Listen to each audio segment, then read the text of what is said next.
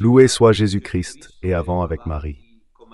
Bonne et sainte journée à vous tous, mes chers enfants, dans les 5 heures de Jésus et de Marie, et dans le cœur très chaste de Saint Joseph. Heureux de vous retrouver pour notre rubrique matinale, Saint et café. Mais voilà déjà le téléphone qui sonne.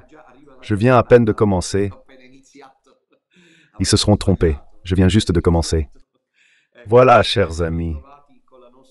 Heureux de vous retrouver pour suivre ensemble notre rubrique matinale Saints et Café. Aujourd'hui, nous sommes mercredi 21 mai. Nous sommes dans la dernière phase de ce mois dédié à la Vierge, qui autrefois était le plus beau mois de l'année. Il me semble que ce n'est plus le cas non plus maintenant, vu le temps qu'il fait. Du moins ici, chez nous en Sicile, il arrive. Pendant le mois de mai. D'ailleurs, il y a ces journées où arrivent le sirocco et le sable du désert africain. Ça d'accord. Mais ici maintenant, le temps change tout le temps. Froid, chaud, sol, nuages. Enfin, il n'y a plus le temps d'autrefois. À mon avis, c'est vrai. Bon, est-ce induit, comme beaucoup le disent, ou bien le climat subit-il l'influence de la dimension morale de l'homme? C'est un thème qui n'a jamais été suffisamment approfondi, mais ce serait intéressant de comprendre si le changement moral influe sur le changement climatique. C'est-à-dire si le climat est ou non affecté par la perversion humaine. Voilà, disons-le clairement. Cela peut être un fait, ou bien le noto, comme certains disent, ces choses-là. Il y a un fait. Les saisons ne sont plus ce qu'elles étaient, enfin. Le temps est devenu fou, il faut le reconnaître. Aujourd'hui, une alerte orange a été lancée en Sicile. Et tu te dis, mais on est le 21 mai, c'est le 21 mai. Ce n'est pas le 21 février ou le 21 novembre. C'est le 21 mai, et il y a une alerte orange dans le sud. Sud-est de la Sicile, donc vraiment cette histoire de climat, à mon avis, il l'aurait abordé.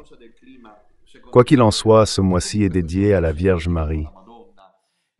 C'est un mois au cours duquel nous avons fortement relancé l'importance du Saint Rosaire qui nous caractérise. Et nous, du Petit Reste, avons tout d'abord la confrérie du Saint Rosaire. Cela signifie que plus de 1300 personnes prient chaque jour 3 rosaires par jour.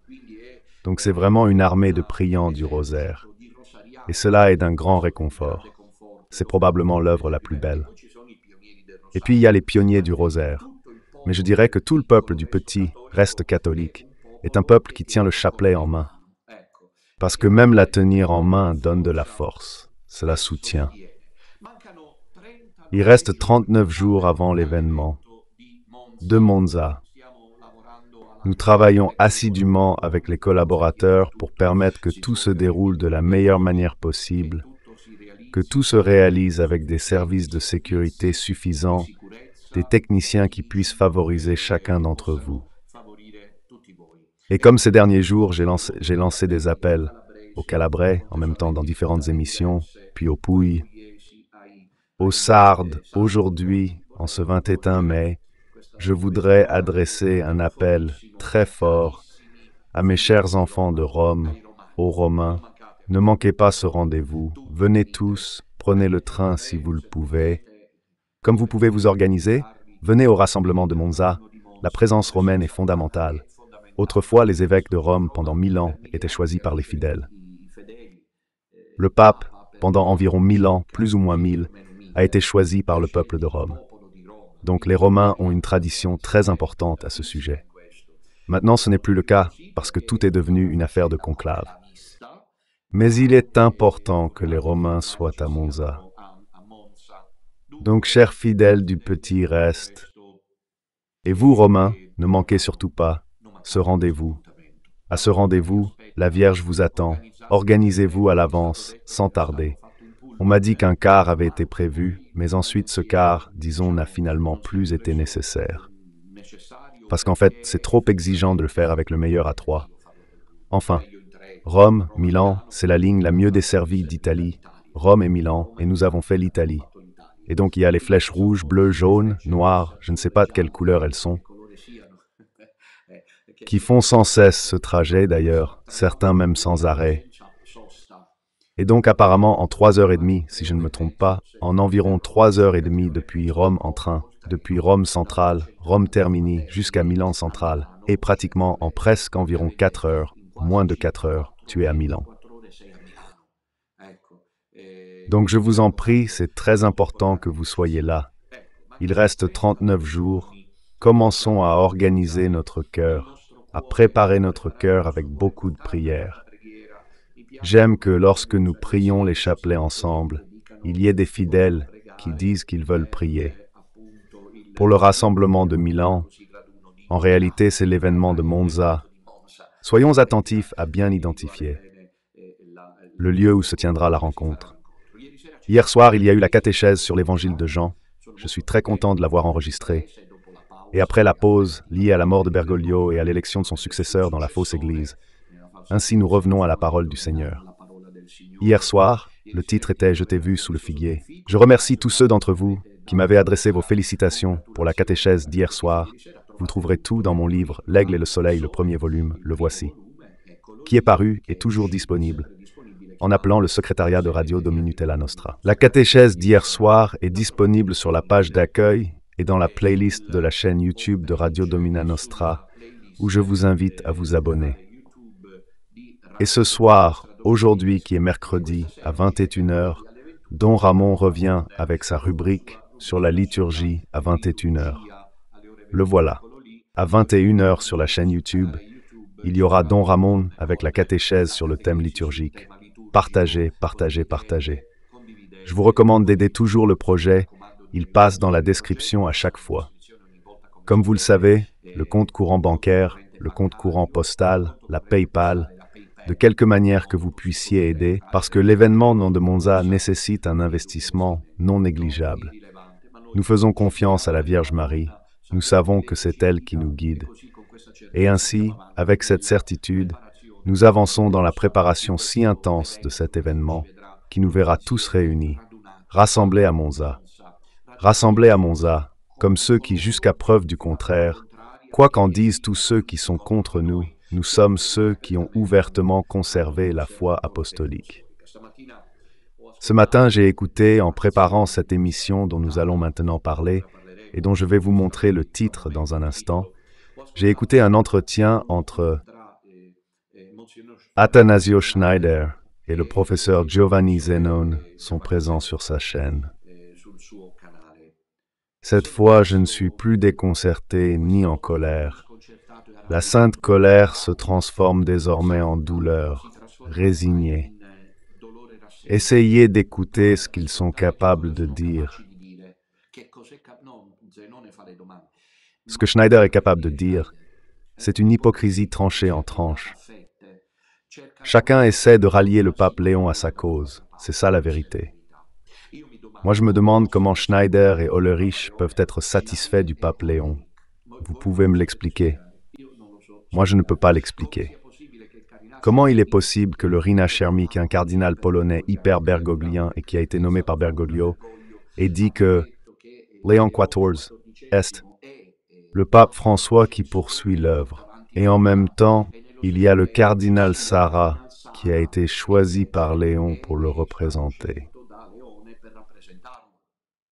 Je me demande comment il est possible que le père Antonio Spadaro, qui est lui aussi jésuite de la cour bergoglienne, dise que le pape Léon XIV poursuit le projet du pape François, et qu'il y ait le cardinal Burke qui demande aux fidèles traditionalistes de remercier la Vierge Marie qui nous a donné ce pape. Je vous le dis vraiment, regardez. Je le constate avec une grande souffrance, comme le catholicisme romain s'est dégradé. Et cela est arrivé parce qu'on n'a pas écouté la Vierge. La Vierge Marie n'a pas été écoutée, et Dieu ne veut pas que sa mère ne soit pas écoutée. Et ici, je voudrais vous rappeler ce que sœur Lucie de Fatima a dit un jour au père Agostino Fuentes. C'était en 1958, 1957 ou 58. Ensuite, ils ont essayé de faire disparaître cette interview. Les choses habituelles que nous connaissons. Sœur Lucie dit ceci au père Agostino Fuentes. Je crois que nous arrivons vers la fin des temps, dans l'affrontement final entre Marie et Satan. Et il ajoute, Dieu nous a donné le remède de sa mère, les apparitions de Marie. Et puis il ajoute, Sœur Lucie nous a donné le remède du rosaire. Peut-être pour cela que Don Minutella passera. Je pense à quel point j'aime cette expression. Le Père du rosaire peut se donner, mais Sœur Lucie. Puis elle ajoute, le cœur immaculé, même ce dernier remède, 1958. Docteur, il ne sera pas écouté si Dieu le considéra comme un péché contre le Saint-Esprit. Vous qui vous y connaissez un peu en catéchisme, savez-vous ce qu'est le péché contre l'Esprit Saint? Il est impardonnable, parce que c'est l'obstination du Pharaon, le roi d'Égypte, qui voit les signes de Dieu, que Dieu lui envoie Moïse pour... Et lui, au contraire, s'obstine dans le mal. Alors Sœur Lucia dit évidemment, parce que la Vierge le lui a dit, que si on n'avait pas écouté la Vierge, Dieu, parce qu'il n'accepte pas d'envoyer sa mère et de voir qu'elle n'est pas écoutée, aurait abandonné l'Église au péché contre la plage. Une chose terrible, et en fait cette chose-là a été faite disparaître. Mais maintenant, avec le recul, quand tu vois cet enthousiasme incontrôlé pour le pape Léon, et tu découvres qu'il suscite cet enthousiasme. Avec Schneider et Hollerich, le père Antonio Spadaro, le cardinal Sarah, le cardinal celui-là, Grec et le cardinal Müller. Et tu demandes, mais ils sont devenus fous. Si vous m'écoutiez, beaucoup d'entre vous lui offriraient les numéros du professeur Zénon. Mais moi, comme vous le savez, je les cite ouvertement et nommément. Cela aussi me fait de la peine, de voir qu'il s'obstine. Je ne dis pas tant à me censurer, parce que cela, on peut aussi l'accepter, mais au contraire, il me cite sans dire mon nom. Il y en a qui disent, quand ils parlent de moi, ils ont appris à dire, il y en a qui disent. Quelqu'un, quelque part, affirme, ce sont ces façons-là dont ils parlent de moi. Mais pourquoi? Mais ne sommes-nous pas frères? Mais excuse-moi, c'est là qu'on voit que c'est justement vous qui n'y croyez pas. Parce que moi, je les cite par leur nom, ou bien je me trompe, je l'ai toujours fait. La personne doit savoir que je parle de lui ou d'elle. Ce n'est pas que ce soit juste. Il y a quelqu'un, quelque part, même le professeur Zénon le dit dans l'entretien, quelqu'un, quelque part, dit qu'il devrait tout de suite retirer la Pachamama. Qui l'a dit? N'est-ce pas Don Minutella? Et pourquoi ne pas le citer? Don Minutella est-il un tel monstre? Est-il vraiment aussi possédé? Don Minutella. Mais avez-vous une idée de la façon dont on me traite dans l'Église? Comme je suis traité depuis 12 ans, 8 ans en particulier, et c'est la confusion totale, le chaos total, cet homme-là est clairement sur la ligne de Bergoglio. Je parle de Léon XIV. Comment est-ce possible qu'ils ne s'en rendent pas compte? Mais de quoi dépend le fait que tout le monde soit enthousiaste et qu'ils aient cru que Bergoglio a été, parce que c'est ainsi que laissent entendre dans leur conversation Zénon et... Monseigneur Schneider laisse entendre, si vous allez l'écouter, que cela suffit. Et il y a eu, dit Zénon, 12 années, horribles, terribles, pendant lesquelles le pape François a été autocrate. Il a fait à sa tête, il a tout centralisé sur lui-même, et ainsi de suite.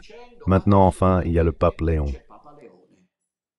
Donc, c'est désormais considéré comme une sorte d'entracte, celle de Bergoglio, et je vous dis que c'est le prélude. Ce n'est pas l'entracte. Vous savez la différence entre l'entracte et le prélude. C'est pas un entracte, c'est un prélude. Comment peut-on ne pas le comprendre? Je pense que nous devons retourner à Fatima. C'est là la matrice. La Vierge le dit justement à travers Sœur Lucie qu'elle vient. Elle est venue à Fatima, dont ils ont fait des messages de la Vierge. Pensez à Avola, le message d'Avola. Qu'en ont-ils fait? Medjugorje, regardez dans quel état elle est. Ça ne vous émeut pas? Retenez-moi, je vais pleurer. Parce que parfois tu le ressens, ce tourment apocalyptique. Comment Medjugorje a-t-elle fini? C'est devenu un spectacle maintenant, religieux. Quels sont ces messages? Où est vraiment l'esprit prophétique de Medjugorje? La Vierge souffre.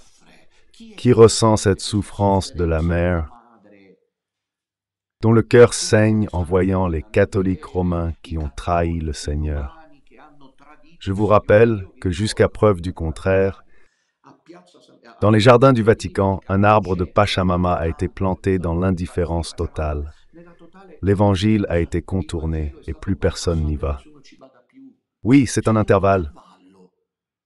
Et ainsi toi, en tant que prophète, tu te rends compte d'une chose. Tu te rends compte qu'ils n'ont pas voulu t'écouter, qu'ils sont tous ivres. Tous ivres, tous profondément enthousiastes et tous à un pas feutré du précipice de l'abîme. Parce que Léon Prévost apportera, et il est déjà en train de commencer à apporter ouvertement la ligne du pape François. Et moi, encore une fois, je voudrais réaffirmer un concept. Et je voudrais demander à mes détracteurs, pour une fois, pouvons-nous essayer de parler sur la base de la raison? Voyons si on y arrive. Vous l'avez dit, mes détracteurs sont surtout les unacumes, qu'il faut donner du temps au pape Léon. Et Break Time pointe qu'il n'est pas un disciple du pape François, au contraire. Il est revenu à la tradition parce qu'il a mis l'étole des Saints Pierre et Paul, parce qu'il porte la mosette rouge du pape, parce qu'il y a de nouveau la croix d'or, parce qu'il a chanté en latin, parce qu'ici, et parce que là. Donc, Don Minutella, tu es partial, tu es désobéissant, tu en veux au pape. Très bien. Puis-je poser une question à vous, cher Unakim? Pouvez-vous m'expliquer comment vous conjuguez ce que vous êtes en train de penser avec le fait que, jusqu'à aujourd'hui, la source la plus citée par Prost est le pape François? Vous pourriez me dire qu'il le fait par stratégie. Alors il n'est pas digne d'être pape. Il ne mérite pas d'être le successeur de Pierre. Un menteur, parce que s'il agit par stratégie, il est faux, il est menteur. Vous imaginez Pierre, le pape qui doit nous conduire sur le chemin de la vérité de Jésus-Christ qui ment. C'est-à-dire dans le sens, ce serait quelqu'un qui va s'agenouiller sur la tombe du pape François, mais n'y croit pas. Et il le fait pour la forme, il le fait pour la politique, mais l'Église est-elle politique? Mais l'Église n'est-elle pas celle de Jésus-Christ qui a dit « Je suis le chemin, la vérité et la vie ». Mais l'Église n'est-elle pas le corps mystique du Christ, ou est-elle devenue une agglomération maçonnique? Où se jouent les cartes de la diplomatie qui valent plus que les règles de l'Évangile? Où Jésus dit que votre parole soit oui, oui, non. J'ai été choisi comme successeur de Pierre. Je sais que Bergoglio, mon prédécesseur, je ne dis pas qu'il n'était pas pape, mais hérétique et apostat. Je ne m'agenouillerai pas sur sa tombe, ni ne le citerai sans cesse. Chers Unacumes, votre avis? Est-ce break time légitime? Du point de vue de l'éthique évangélique? Du point de vue de la morale catholique, est-il légitime de citer continuellement le pape François sans y croire? Est-il légitime que le pape Léon fasse semblant pendant une semaine et demie de croire au magistère du pape François? Si ce n'est qu'une simple stratégie, il risque de nous conduire, comme le dit Jésus, deux aveugles. C'est-à-dire si notre perversion affecte le climat. Fait ou noto. Tu parles du pape François. Ainsi, les gens finissent par croire que tu crois au magistère. Et alors, il y a deux possibilités. Aujourd'hui, tu y crois vraiment. Alors, si tu es tout aussi hérétique, apostat ou que tu n'y crois pas, mais qu'en le citant, tu es menteur, hypocrite. J'imagine, mes chères fleurs, je ne sais pas si je me trompe, qu'au contraire, un pape comme il l'imagine. Ce qu'il n'est pas, c'est un papa qui ne veut pas continuer. La direction du pape François, dont il est, je le répète, la créature éminente et prévôt, aurait simplement dû, au pire, regarder un peu quelle concession Don Minutella fait à ceux du petit. Je reste pour comprendre que ce n'est pas quelqu'un qui n'a pas les pieds sur terre, au pire au début, mais pas grâce à pape François. Tu veux savoir comment j'aurais fait, moi?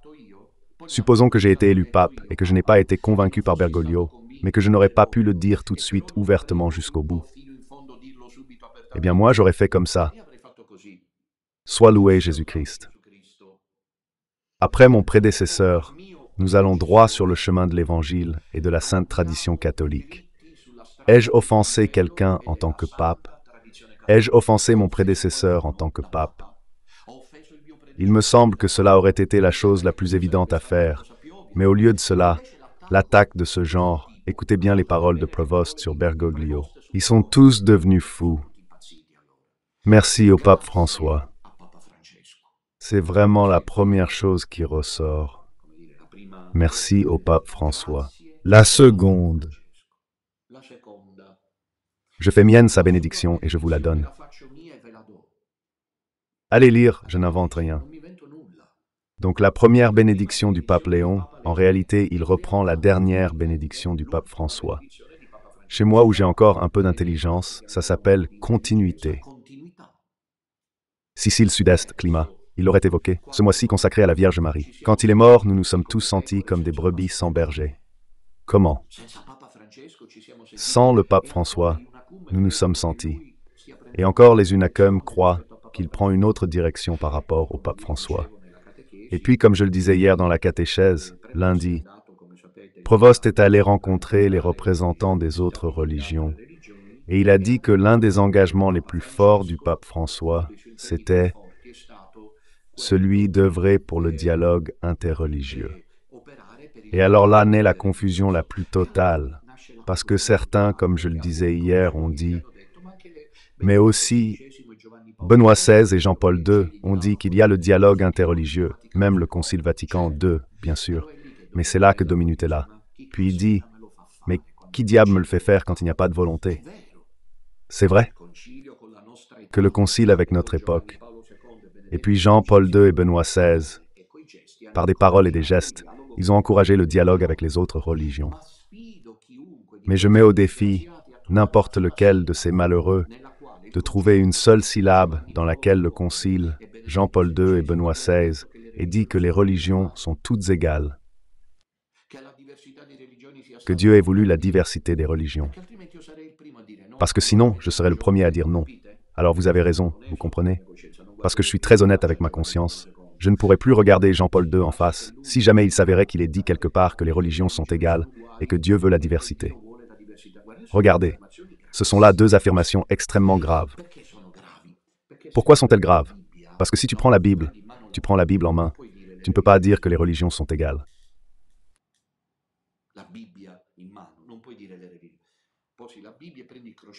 Ce mois, nous avons fortement relancé le rosaire. 1300 fidèles prient 3 fois par jour, un grand réconfort. Tu ne peux pas dire que la Bible est voulue par Dieu parce que j'ai l'un ou l'autre, et je vais dire pourquoi. Que toutes les religions sont égales, la Bible le nie.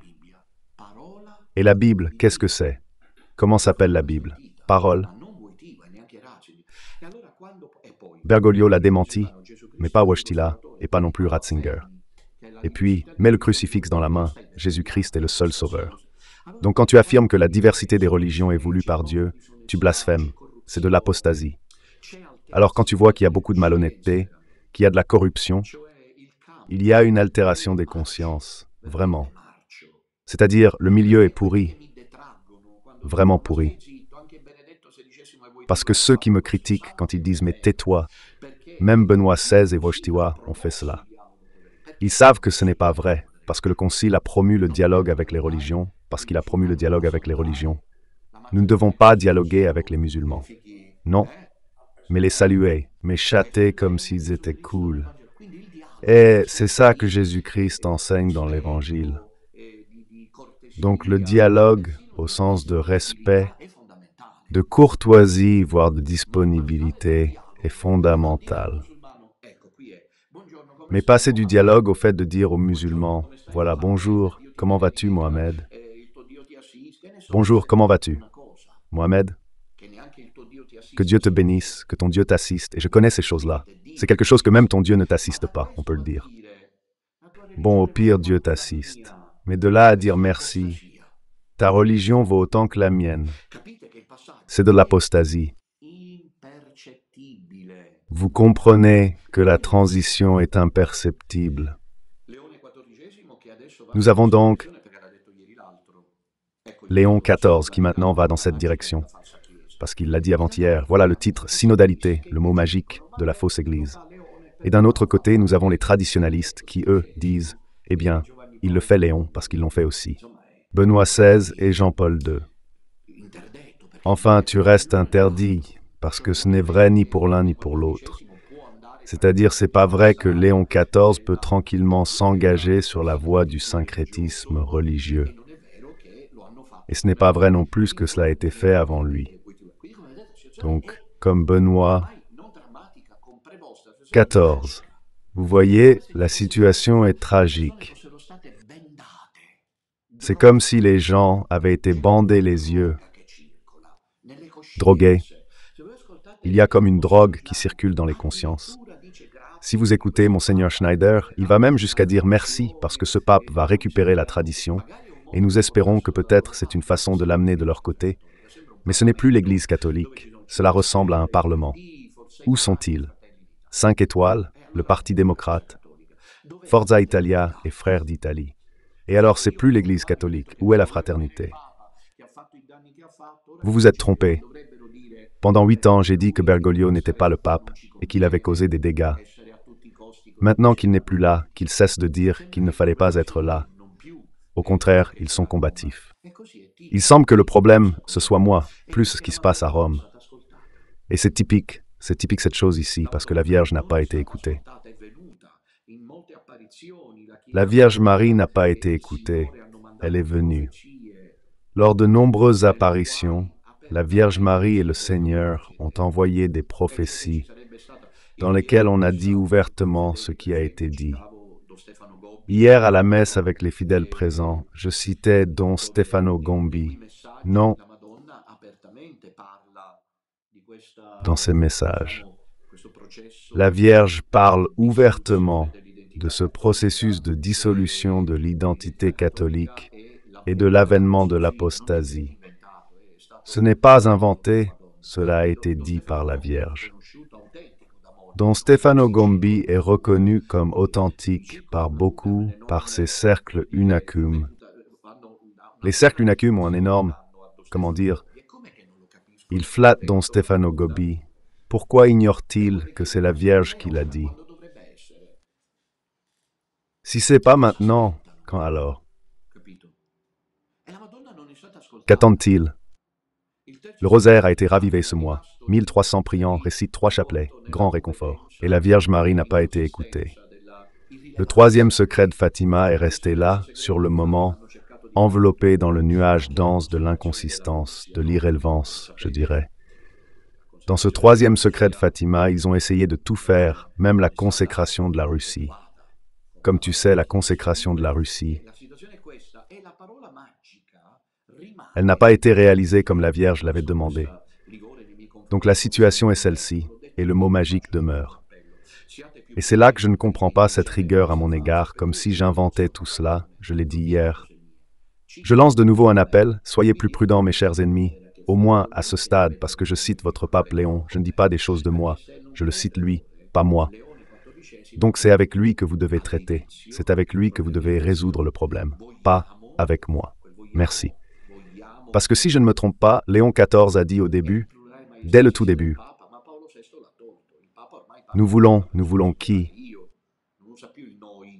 C'est le pluriel majestatique du pape, mais Paul vous l'a enlevé. Le pape maintenant parle à la première personne du singulier je. Il ne connaît plus le nous. Alors qui voulons-nous? L'Église. Mais ce n'est pas vrai que toute l'Église veut cela. Mais qui voulons-nous? Les cardinaux. Mais lesquels? Les cardinaux? Il y a aussi Müller, il y a aussi Burke, il y a aussi Sarah. Dans ce nous voulons, et s'ils ne sont pas là, alors pourquoi sont-ils contents? Parce qu'alors, il y a 2 choses. Si Prévost, il dit, au début, nous voulons une Église synodale, et Burke, Sarah et Müller sont contents, cela veut dire qu'ils sont complices, qu'ils sont des francs-maçons déguisés. Non? Et ils sont contents en effet. Ils remercient la Vierge Marie pour l'élection du pape Léon. Si au contraire, nous voulons une Église synodale et que ceux-ci ne sont pas contents, alors ils sont témoins de la vérité. Mais où sont-ils? Vous les voyez dire qu'il y a quelqu'un d'inquiet? Le seul à l'avoir fait jusqu'à présent est un laïc, parmi ceux qui comptent comme moi, et c'est Aldo Maria Valli. Il a parlé de la première déception. Y a-t-il quelqu'un qui soit sérieusement préoccupé par le fait qu'ici, il y a vraiment le risque que derrière la forme, dans le fond, non seulement rien ne change, mais qu'on poursuive le projet de démolition de l'Église catholique? Y a-t-il quelqu'un à Rome qui voit l'incendie, ou pas? Comment est-il possible que personne ne s'en rende compte? Nous voulons une Église synodale. Et qu'il soit hypocrite, maintenant je vais vous le démontrer dans ce dernier quart d'heure. L'homme pervertit-il le climat? Le prévôt, lors du salut initial, a dit « Nous voulons une Église synodale ». Pendant les congrégations plénières, c'est-à-dire la réunion des cardinaux, auparavant, du conclave qui se sont terminés le 7 mai, on a beaucoup discuté dans les milieux catholiques, sur les réseaux sociaux, de la nécessité de bloquer le synode. C'est juste cela, parce que le synode, comme vous le savez, et voulu par le pape François, et en attendant Break Time Zero.exe, il a déjà été organisé en vue de rien de moins que 2028. On y est, assemblée ecclésiale. Aspect encore plus important, de quoi a-t-on parlé dans ce synode? Les cardinaux le savent. A-t-on parlé du sacerdoce pour les femmes? A-t-on parlé de la communion pour les divorcés remariés? On a parlé de l'abolition du célibat des prêtres.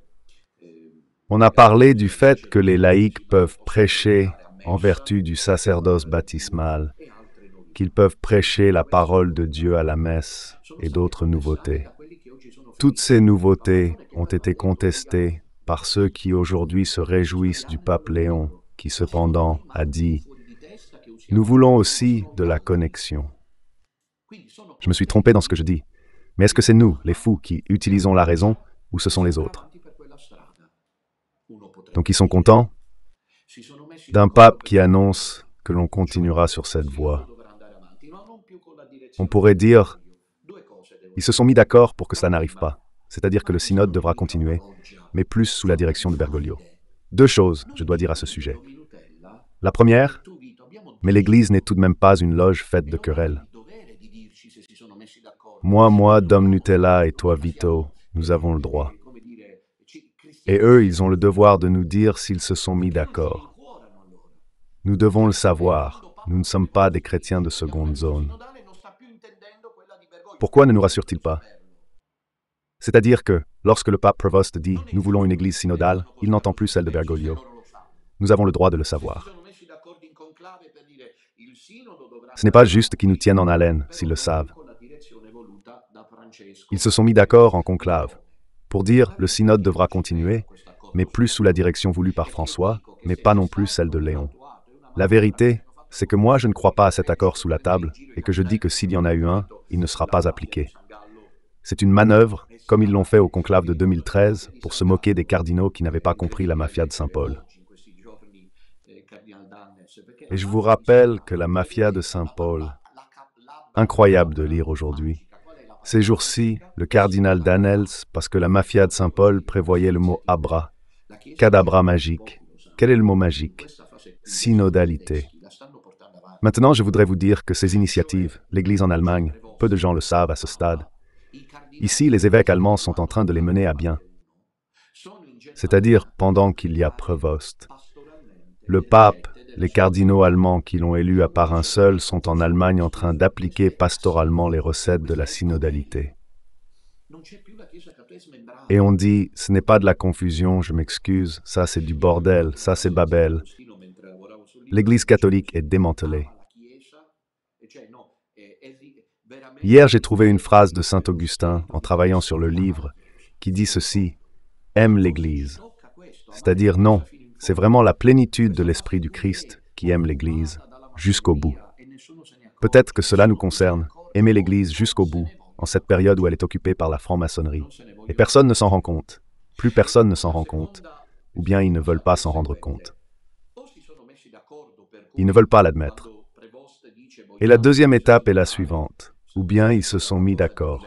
Donc quand Prévost dit fort, nous voulons une église synodale, ils pensent déjà à quelque chose de différent.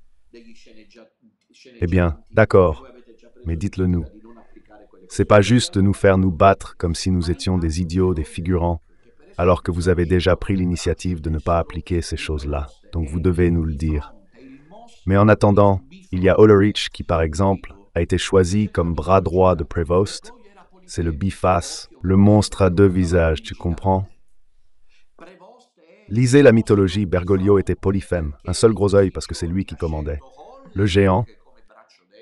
Prévost est le monstre à deux visages, parce que ces jours-ci, il a choisi Ulrich comme bras droit. Ce n'est pas moi qui le dis, ce sont eux. Parce que j'aimerais dire les ennemis, plantez-vous contre moi et observez bien, c'est pas moi qui le dis, c'est la presse qui le dit. Ce sont les journaux qui le disent. Il a pris Ulrich comme bras droit et hier il a choisi le cardinal Sarah. Comme son représentant, un instant, excusez-moi, laissez-moi comprendre comment tu peux mettre comme deux collaborateurs proches. Oleri qui sera. Et le monstre a deux visages. le projet que la franc-maçonnerie doit maintenant faire passer, une église unie pour remplir à nouveau les églises, qui sont vides, pour amener de l'argent dans les caisses du Vatican. Et donc ils doivent tous être aussi traditionnalistes. Ils sont contents, ils aident les conservateurs, voilà comme ils sont contents, ils aident ceux-là, ils sont contents, aident contents, parce qu'il y a vouloir. Et que César est le pape de tous, mais le pape ne peut jamais être le pape de tout le monde. Le pape ne doit pas être le pape de tout le monde. Le pape doit être le pape de l'Évangile, le vicaire du Christ qui annonce l'Évangile. Et c'est pour cela qu'il peut dire « Voulez-vous partir vous aussi comme Jésus ?»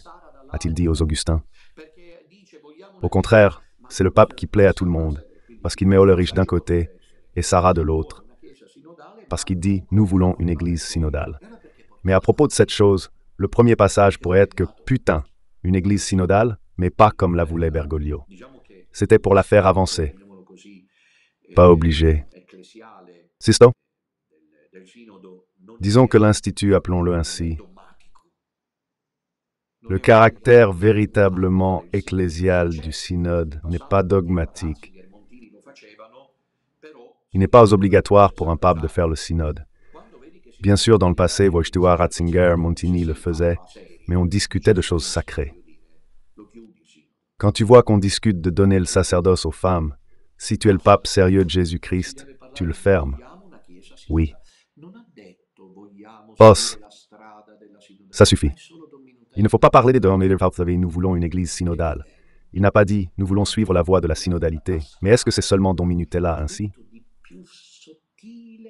Je débute. Il n'a pas dit nous voulons la route synodale. Il a dit quelque chose de plus subtil et intrigant. Il n'a pas dit nous voulons avancer avec le synode. Il n'a pas dit nous voulons avancer sur la route du synode. Nous voulons une église synodale. Ce sont deux choses différentes. Je veux le synode. Très bien, c'est une possibilité que le pape fasse le synode. Je veux l'église synodale, c'est tout autre chose. Parce que vouloir l'église synodale signifie vouloir une église de notre propre création. Et là, c'est la franc-maçonnerie qui l'emporte. Elle qui adore Lucifer, l'église de Sainte-La, l'église synodaliste que le pape Prévost veut, c'est l'église de Lucifer. Parce que je l'ai dit d'innombrables fois, ce que je dis est incontestable, et c'est incroyable. Je pensais, quand j'ai commencé cette mission, qu'ils allaient me faire cardinal en 1 minute. Et au contraire, je suis traité comme une bête. Excommunié 2 fois, réduit à l'état laïque, j'en prends de tous les côtés. Certains disent, pour ne pas prononcer mon nom, le possédé du moment. Et naturellement, dans tout cela, grâce à Dieu, je ne suis pas seul, parce que les confrères avancent non pas derrière moi, je ne suis pas devant eux, mais à côté. À côté. Nous marchons ensemble sur ce chemin de douleur, même s'il est plein de joie. Et je vous disais, alors nous seuls nous en rendons compte, c'est-à-dire que nous voulons une église synodale. Cela signifie que nous voulons une église différente de celle que Jésus-Christ a voulu. Quel est l'opposé? Théologiquement, d'une église synodale, une église bien, une église hiérarchique. Qui l'a voulu, l'église hiérarchique? Le pape Sixte V? L'a-t-il voulu, Martin Luther? Il l'a voulu. Saint Robert Bellarmine? La Sainte Vierge Marie? Ou Saint Michel Archange? C'est Jésus-Christ qui l'a voulu. Et alors pourquoi l'a changé? La raison ultime de transformer l'Église de hiérarchique, comme Jésus-Christ l'a voulu, en synodale, comme il la veut, Prévost. Et avec lui, avant même Bergoglio et tous les francs-maçons qui sont dans l'Église, quel est-il? C'est faire une Église, comme l'a dit Fulton Schneider, que ce soit le corps mystique de l'Antéchrist. Et tout le monde est content. Maintenant, moi, Sainte Paix, je dis Seigneur, fais vite. Seigneur, tu ne peux pas nous laisser comme ça. Pas seulement nous, mais tout le monde. C'est une humanité devenue folle. C'est une Église égarée. C'est un catholicisme de ces faits-là. Parce que s'il avait été là, avec la mosette rouge et l'histoire pour dire « Nous voulons une Église hiérarchique. Nous voulons une Église comme notre Seigneur l'a voulu. » Au contraire, il a dit « Nous voulons une Église hiérarchique. » Synodale. Alors ce que je voudrais dire, c'est qu'avant le conclave, le sujet qui dominait vraiment était justement celui du synode. Comment est-il possible qu'à l'été du synode, ils aient pensé faire un pas en arrière par rapport à Bergoglio? Il l'appelle le restaurateur, Léon XIV. Et la première chose qu'il dit, c'est « Nous voulons une église synodale ». C'est se moquer du monde, ou pas. La synodalité est un processus, dit le professeur Stefano Fontana. Le 5 mai, alors qu'il y avait les renouvellements des cardinaux, qui est en train de changer en la protestantisant, la structure de l'Église catholique, du rôle des évêques au catéchisme, de la relation avec le monde au relativisme doctrinal. C'est le danger le plus grave, parce qu'il s'agit d'une pratique et non d'une doctrine. Le vote au conclave devra en tenir compte. Alors, où es-tu, professeur Fontana? Parce que le vote au conclave en a tenu compte. Tu voulais dire, en tant que professeur sérieux, incliné devant le professeur Fontana, lui est sérieux, moi je suis arlequin. Donc j'ai la liberté de parler. Parce qu'après c'est aussi comme ça qu'il me traite. Je rappelle que moi aussi, j'ai quelques connaissances en théologie, tout doucement, je m'y connais un peu aussi. Je m'y connais aussi en choses logiques, parce que si toi, professeur Fontana, tu dis que le synode doit être arrêté, c'est lui qui le dit. Vous avez entendu? La nouvelle boussole quotidienne, 5 bancs, vous le trouvez dans les archives. Si vous, professeur Fontana, sur la nouvelle boussole quotidiana, dites que le synode est la protestantisation de l'Église, il faut l'arrêter. Au conclave, les votes en tiennent compte. Et puis quand tu étais assis chez toi, as-tu vu le pape Léon apparaître et dire « Nous voulons une Église synodale ». Tu dois tirer les conclusions courageuses et dire qu'il y a un nouveau coup d'État. Il y a de nouveau une manœuvre dans laquelle a été choisi quelqu'un qui, sans le faire comprendre, poursuivra cependant le projet du synode. Parce que c'est lui qui l'a dit, nous voulons une église synodale. Regardez ce qu'il a ajouté. Le 5 mai, 3 jours avant qu'il ne soit élu prévost. Dans ce conclave, l'enjeu est très important. D'ailleurs, la pression compacte des masses médias du régime en faveur d'une indiscutable continuité avec François en est une preuve indirecte. C'est-à-dire, lui, le professeur Fontana, veut dire la meilleure façon. Pour faire comprendre à tout le monde, dès le départ, que le successeur n'est pas dans la continuité de François, il faut suspendre l'initiative synodale, cette fièvre synodaliste. J'ignore si le professeur Fontana entend bien, mais si vous regardez à nouveau calmement et avec le volume plus élevé, lors du salut initial, vous entendrez « Prevosto » dire « Nous voulons une église synodale ». Et alors? Est-ce qu'on est en train de plaisanter en allant à Monza? N'est-il pas temps qu'il voit que nous sommes sérieux? Mais qu'est-ce qu'il croit? Que c'est un spectacle, ce que nous faisons comme cette émission farfelue. Mais j'en ai pris combien d'années? Parce que le diable en sait plus que tous les autres réunis. Mais qu'est-ce que vous savez de ce que j'affronte, moi, pour ne pas dire non au Seigneur dans cette mission? Et heureusement qu'il y a les confrères. Et je prie Dieu pour qu'ils ne partent jamais. Parce que pour moi, ils représentent le sens collégial et fraternel apostolique pour aller de l'avant. Mais qu'est-ce qu'ils pensent? Qu'on part à Monza en autocar comme pour un pique-nique, pour aller faire une excursion? Ils ont compris que c'est sérieux? Non, ils n'ont pas compris. Ils sont tous là contents, à essayer d'attirer les prévôts de leur côté. Et la Vierge pleure, la Vierge souffre, la Vierge est affligée de voir l'état dans lequel elle s'est retrouvée, Rome, et de voir que même ce don supplémentaire de Dieu que vous connaissez a été traité, déchiré et broyé. Saint Ignace d'Antioche a été broyé par les dents des bêtes féroces. Moi, j'ai été broyé par tout le monde. L'Église qui se dit catholique parce qu'ils ne me supportent pas, ils ne veulent pas m'entendre, ils ne veulent pas écouter le vrai chant de la vérité. Et Pape Léon, maintenant, ça suffit, comme ils l'ont aussi écrit à cher Don Enrico. Et moi, quand il m'a parlé de cette chose qu'il était ici avec nous, j'ai ressenti dans le cœur qui était un partage. Les poids, non. Partagez les poids, les uns des autres. Parce qu'ils lui ont écrit maintenant « Arrête ». Lui disaient des gens qui ne s'étaient pas manifestés depuis des années. Maintenant, il lui tombe dessus. Maintenant tu veux arrêter, maintenant vous voulez vous mettre de côté parce qu'il y a le pape Léon. Quelle folie! Il en est venu un 10 fois pire que Bergoglio. Voyez comment le Seigneur a agi. L'agir de Dieu est mystérieux, mais c'est ainsi. Il est mort. Bergoglio, l'Église pour un instant. Il aurait pu, non? Vraiment, vous vous souvenez que je vous le disais?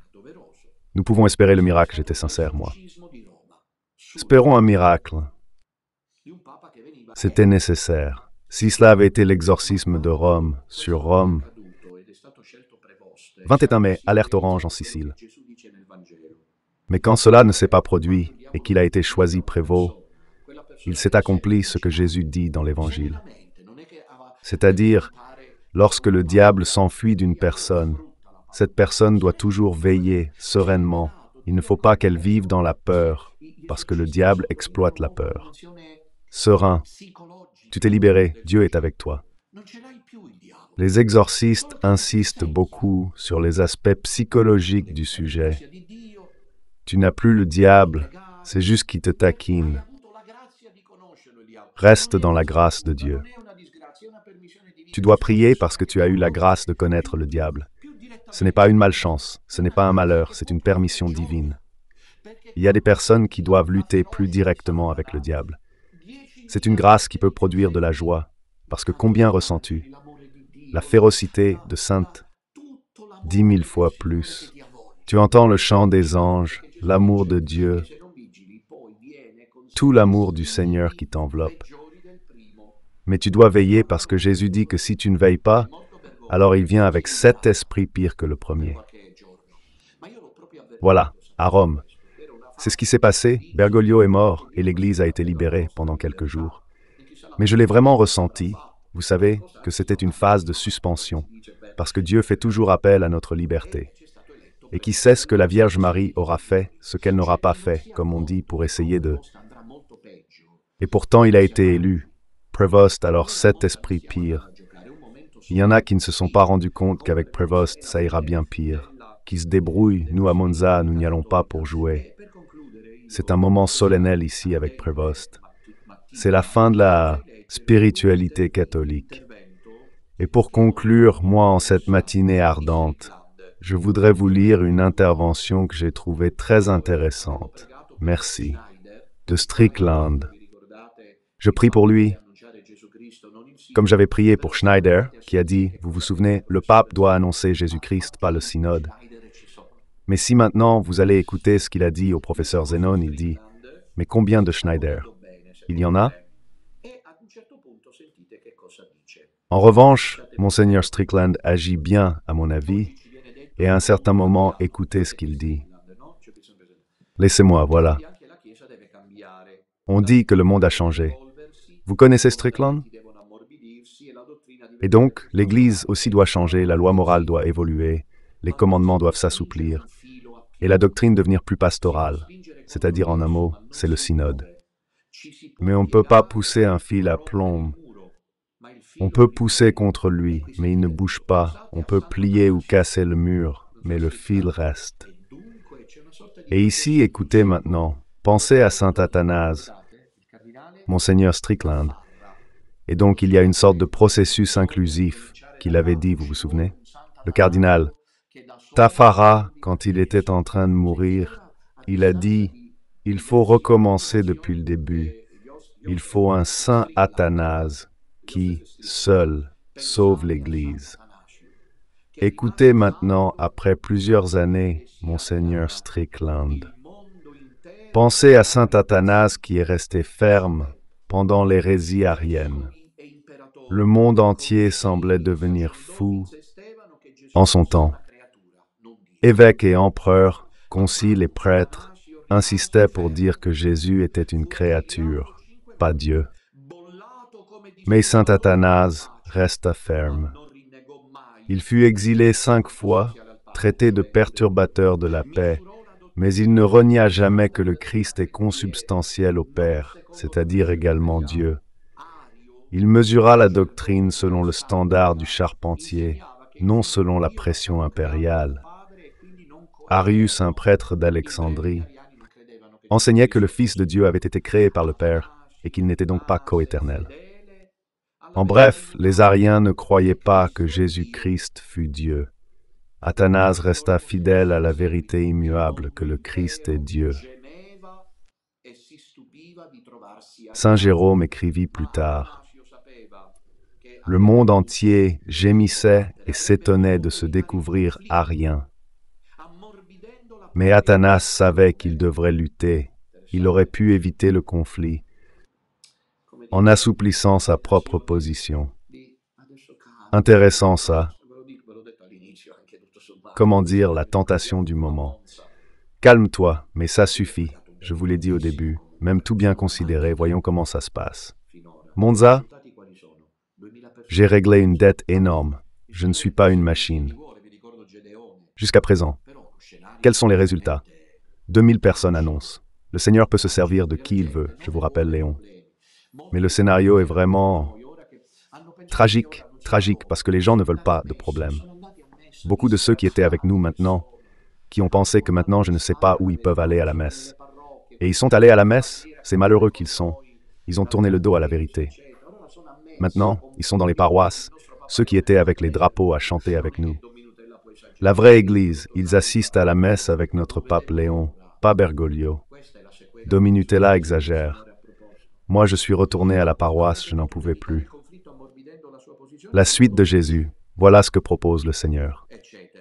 Mais il aurait pu éviter le conflit en assouplissant sa position, mais il ne l'a pas fait. Etc., etc. La conclusion qui n'arrive jamais, comme moi. Prions pour être alignés à cette mesure. L'Église n'est pas une maison de travers.